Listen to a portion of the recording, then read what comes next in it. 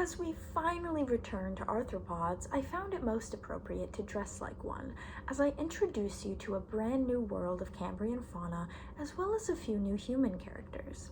This plated armor reminds me of a crustacean's exoskeleton, and yes, that did influence my decision to purchase it. Before we jump right into our investigation of Branchiocaris, I shall read you an excerpt from Wonderful Life to prepare you for this journey. A project like the Burgess revision has potentially flashy and predictably less noticeable aspects. Both are necessary. A conventional reporter will convey only the hot ideas and the startling facts. Hallucigenia gets ink, the Burgess trilobites get ignored. But the Burgess oddballs mean little in isolation. When placed in an entire fauna filled with conventional elements as well, they suggest a new view of life. The conventional creatures must be documented with just as much love and just as assiduously, for they are every bit as important to the total picture. In the 1970s, while Whittington fiddled with his oddballs and Conway Morris addressed his list of worms, paleontologist Derek Briggs battled through a list of his own arthropod-esque creatures on what he assumed would be a more logical path. Arthropods, aside from more prodigious creatures like Opabinia and Yahoya, seemed a straightforward endeavor. Crustaceans specifically display quite obvious features that set them apart from other animals. Let's take a look at Branchiocaris. It has a bivalved carapace, which has been seen in crustaceans before, most notably ostracods, who have their own clam-like shells. If you've never heard of these little guys, don't fret. I didn't know about them either until I've recently got the opportunity to study them.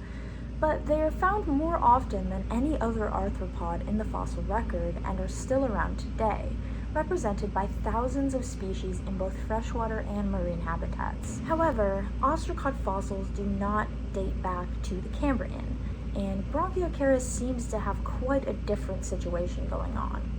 It is much larger than the creatures we have discussed previously, reaching up to a whopping 15 centimeters with its 46 body segments.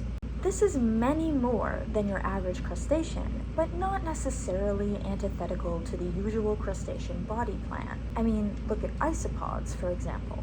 The head of Branchiocaris, however, is where it becomes puzzling. The head of a crustacean generally follows a common structure. 5 eyes. Nope. She was young and had 5 eyes. 5 segments, eyes, and 5 pairs of appendages. These appendages consist of 2 pairs of antennae and 3 pairs of mouthparts. Branchiocaris appears to only have 2 pairs of appendages compared to the usual 5. While one of these resembles the average antennae, the other is much more stout and has pincer-like points at the ends. The 3 mouth appendages usually found on crustaceans are missing altogether, as are the eyes. Because of these puzzling features, Branchiocaris has been subjected to many different hypotheses regarding its phylogenetic identity. The first person to study it was Charles E. Resser, whom Gould calls Walcott's right-hand man. In 1929, Resser put Branchiocaris in the same genus as Protocaris marshi, calling it Protocaris pretiosa, or precious original shrimp. At the time, very few pretiosa fossils had been found, so information was limited. In an article from 1944, Leif Stormer refers to it as Protocaris Walcott and compares its segments to those of trilobites, but provides no other ideas about its classification. In his 1976 paper, Briggs reclassifies Pretiosa in the genus Branchiocaris and describes it in detail, discussing its possible behaviors based on its morphology.